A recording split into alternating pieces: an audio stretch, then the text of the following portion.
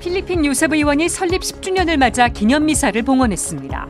자선진료와 장학사업 등에 힘쓰고 있는 현장을 취재했습니다. 사회적 약자를 위해 활동하는 국회의원 연구단체 약자의 눈 대표 더불어민주당 김민석 의원으로부터 올해 활동 계획을 들어봅니다. 법원이 최근 기후위기 대응 활동의 정당성을 인정하는 첫 판결을 내렸습니다. 이번 판결의 내용과 의미를 짚어봤습니다.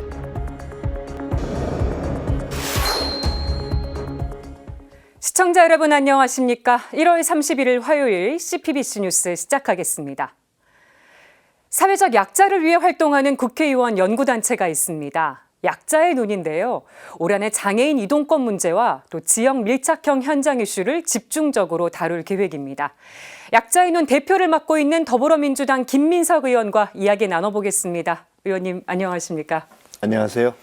약자의 눈, 언제 어떻게 생기게 된 단체인지 궁금한데요. 간단한 소개를 한번 좀 부탁드리겠습니다. 국회는 국회의원들이 소속해서 활동하는 상임위 말고 자유롭게 자기들이 이제 결성하는 의원연구단체라는 게 있습니다. 네.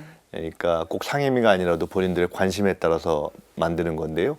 이번 21대 국회에 들어와서 많은 단체들이 만들어졌는데 대부분 경제, 뉴딜 이런 주제의 단체인데 약자의 눈은 이른바 한편으로는 사회적 약자의 문제를 주로 천착해서 다루고 또 한편으로는 꼭 사회적 약자가 아니라 정책을 다룰 때 약자의 눈으로 보자라는 취지를 갖고 약자의 눈으로 미래를 보는 것이 정치다 이런 모토로 만들어진 그러니까 의원들이 한 20여 명 참가한 그런 단체입니다. 그래서 그렇군요. 지난 2년 동안 운 좋게 국회에서 평가한 연구단체 평가에서 2년 연속 의원연구단체로는 연속 1등을 한 단체입니다. 네.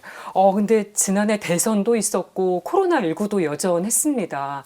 그래서 의정 활동이나 연구 활동이 괜찮으셨을지 좀 걱정되는 부분도 있는데 작년 활동 좀 어떻게 평가하십니까? 일반적인 경우와 마찬가지로 이제 온라인과 오프라인을 다 그때는 맞춰서 했고요. 딴 단체에 비해서 비교적 세미나도 지속적으로 하고 또 어떤 보고 자료집도 많이 내고 또 작년에 기억나는 것으로는 그 서울대 학생들이 서울대 주변에 배리어 프리를 이렇게 조사했던 것이 있어요. 그 굉장히 저희들이 기특하다고 표현하기는 그렇지만 기특하고 대견해서 그 활동을 국회에서 소개하게 했던 그런 전시회를 한 적도 있고 네. 서울역 근처에 노숙인들이 쭉 이렇게 함께 공부하고 이렇게 그러니까 시를 쓰는 이런 활동을 하신 것이 있어서 그분들과 함께 또 그것들을 국회에서 전시하게 하는 이런 것들과 함께 연대해서 하는 활동도 있었고 네.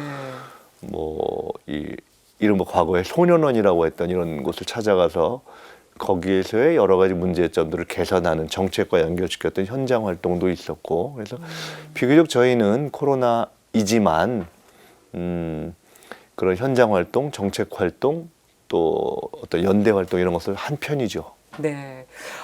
사회적 약자를 위한 복지나 인권보호 개선과 관련해서 입법으로 좀 연결될 부분도 있을까요? 당연히 많이 있죠. 그러니까 여러 가지 그러니까 저희들이 관련한 사회복지 관련한 법들도 있고요. 해서 평균 지난 2해 동안 약자의 눈과 관련해서 한 것이 한 50여 건 정도씩은 했던 것 같아요. 꽤 있네요. 네. 그래서 그렇군요. 그런 관련한 것들도 했고 진도가 나간 것도 있습니다. 네. 이제 그리고 사회적 약자와 관련한 것도 있고 아까 말씀드렸듯이 사회적 약자 또는 약자의 눈으로 본 이런 정책들도 있죠. 그러니까 네. 우리가 그건 통상적으로 보는 것과는 좀 다르죠. 가령 작년 여름에 우크라이나 전쟁이 났을 때 마침 제가 공교롭게 그때 제가 독일을 갔다 오면서 보니까 이게 문제가 되겠구나 하고 또 독일에서 그 1만 원 교통권 나오는 거를 보면서 그때 이게 물가, 식대, 유류 이게 올라갈 거라고 봐서 유류세 인하 그때 같이 논의를 해서 법안을 내서 그게 사실은 통과가 그때 됐어요. 그러니까 이번에 예. 그게 조금 또 그 유류세를 이렇게 상황이 어려울 때 정부가 재량으로 낮출 수 있도록 폭을 넓힌 경우인데요. 뭐 그런 네. 등등 그러니까 통상적으로 생각하는 사회적 약자와 관련된 그런 직접적 법안도 있고요. 네. 약자의 눈으로 그러니까 약자의 눈으로 미래를 본다는 게 중요해요. 그렇군요. 약자의 눈으로 보지만 그렇게만 보는 것이 아니라 미래의 관점에서 보면 어떻게 사회가 변할까 이것이 이제 저희 취지이기도 해서 뭐 그런 법안도 계속 노력을 하고 있습니다. 네. 올해 장애인 이동권 문제 중점적으로 들여다보실 계획인 것으로 알고 있는데 올해가 이제 내년이 총선이 있는 해잖아요. 그래서 네. 의원들도 바쁘고 해서 한편으로는 각 지역에서 동네 밀착형으로 좀 보자. 그게 이제 어려운 말로 하면 지역 밀착형인데 쉽게 얘기하면 동네에서 좀 네. 구체적으로 약자의 문제를 다루자는 게 하나 있고 같이 다룰 일종의 좀 내셔널 어젠다, 그러니까 국가적 어젠다는 장애인 이동권을 다뤄보자고 했어요. 네. 어제 마침 저희들이 그 세미나도 했고 전장현 분들하고 만나셨죠. 그랬는데 이게 작년에 사실은 이제 원래 저희가 관심이 있기도 했지만 전작년 지하철 시위가 오래되기도 했지만 이걸 지켜보면서 너무 마음들이 아파서 안 풀리는 것도 아쉽고 사실 이 문제가 사회적으로 지금까지 안 된 거에 정치권의 책임도 있으니까 미안하기도 하고 네.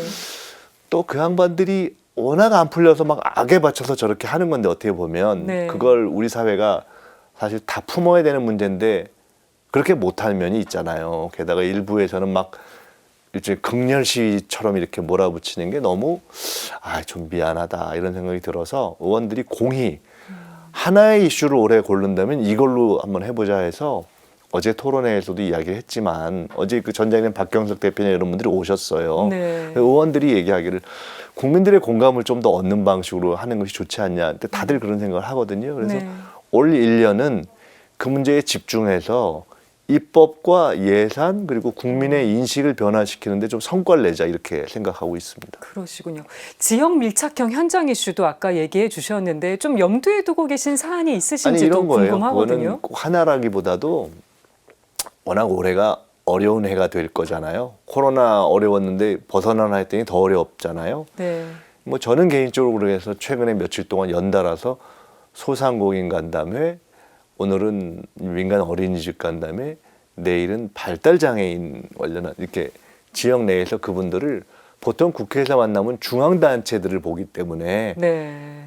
아주 현장에 디테일한 목소리를 듣기가 어려워요. 그래서 이제 저도 그렇고 다른 의원들도 소속 지역에서 좀 그렇게 한번 활동을 해보자라고 해서 하는 거여서 그건 꼭 하나라기보다는 소위 각계 각층의 사회적 약자의 목소리를 구체적으로 현장에서 들어보자는 거고요.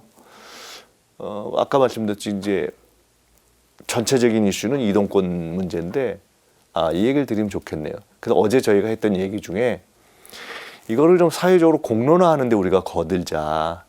가령 사회적 이동권에 관한 무슨 해결을 위한 시민회의 이런 거를 만들어서 네. 우리 의원들도 참여하고 이런 뭐 전장위원 등 아니라 다양한 장애인 단체들도 참여해서 가령 종교 지도자들부터 좀 찾아다니면서 그런 이런 문제 좀 도와달라고 얘기를 이야기도 하고 나오셨군요. 이런 문제에 대한 해결을 정치권이나 정부가 할 수 있도록 하고 국민의식이 바뀌도록 좀 도와주십사.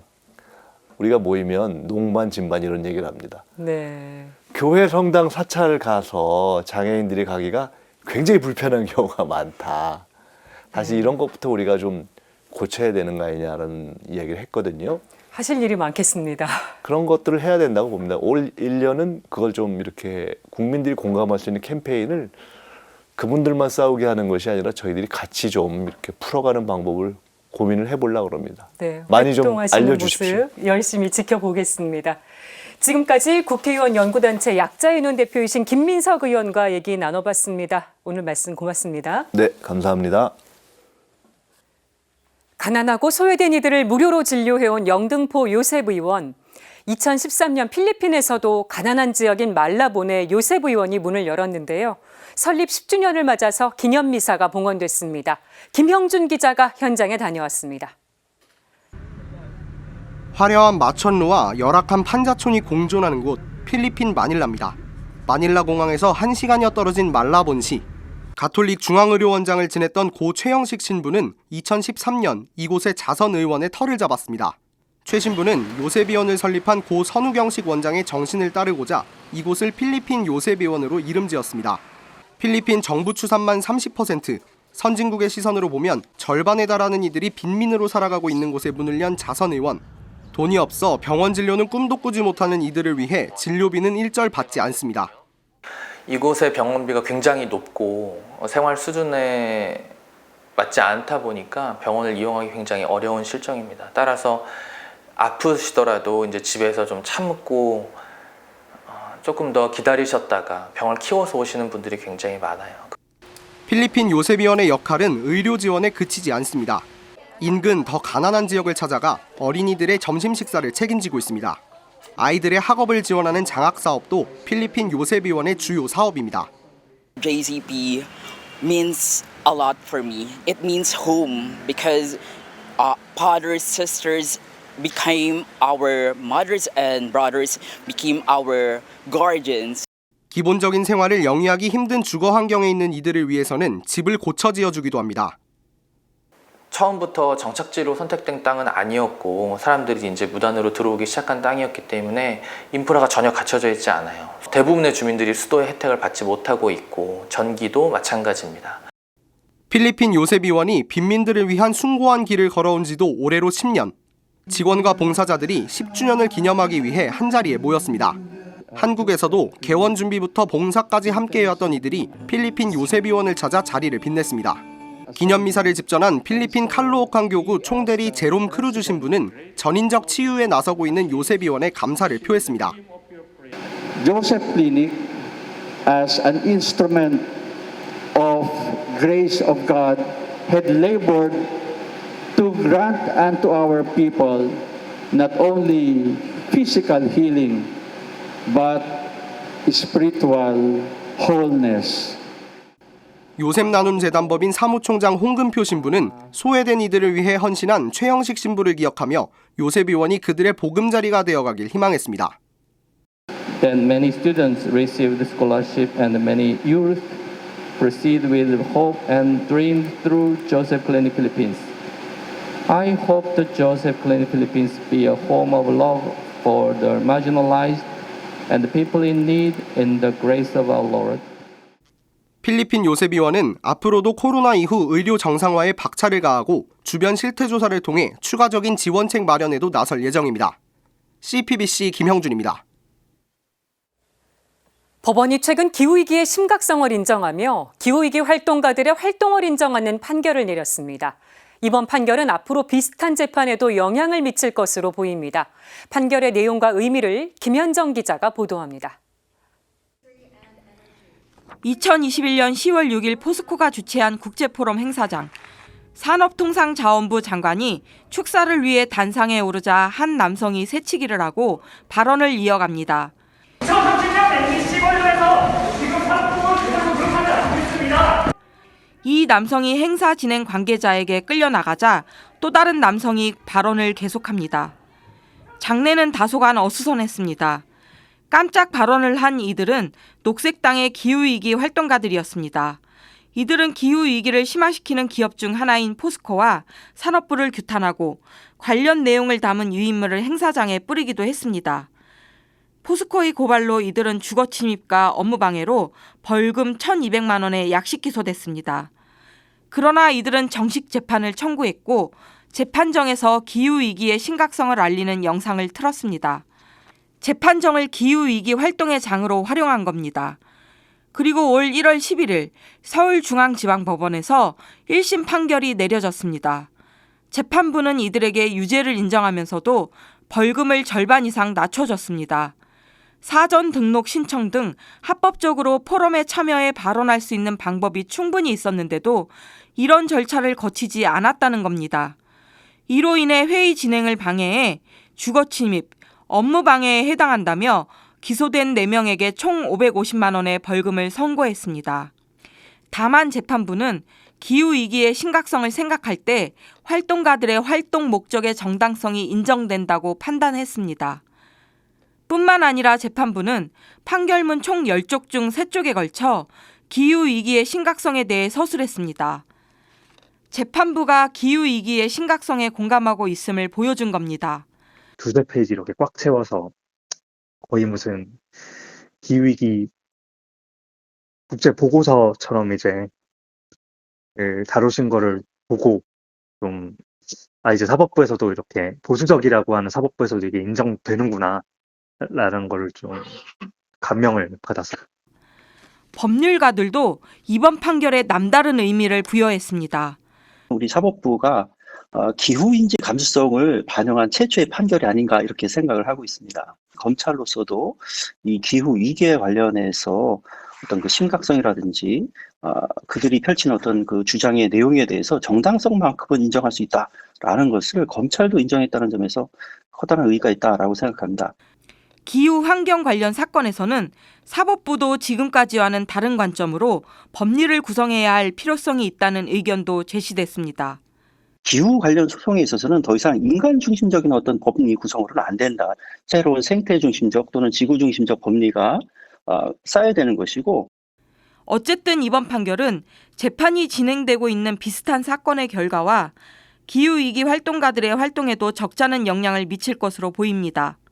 더 좀 수위가 높은 직접 행동이 막 들불처럼 일어나도 이제 이상하지 않을 상황인데 저희 국민들도 다 이런 걸 체감하고 있으실 거고 그래서 앞으로는 더 모든 그 측면에서 인정받도록 더 열심히 해야 될 것 같습니다. CPBC 김현정입니다. 이상으로 뉴스를 마칩니다. 시청해주신 여러분 고맙습니다.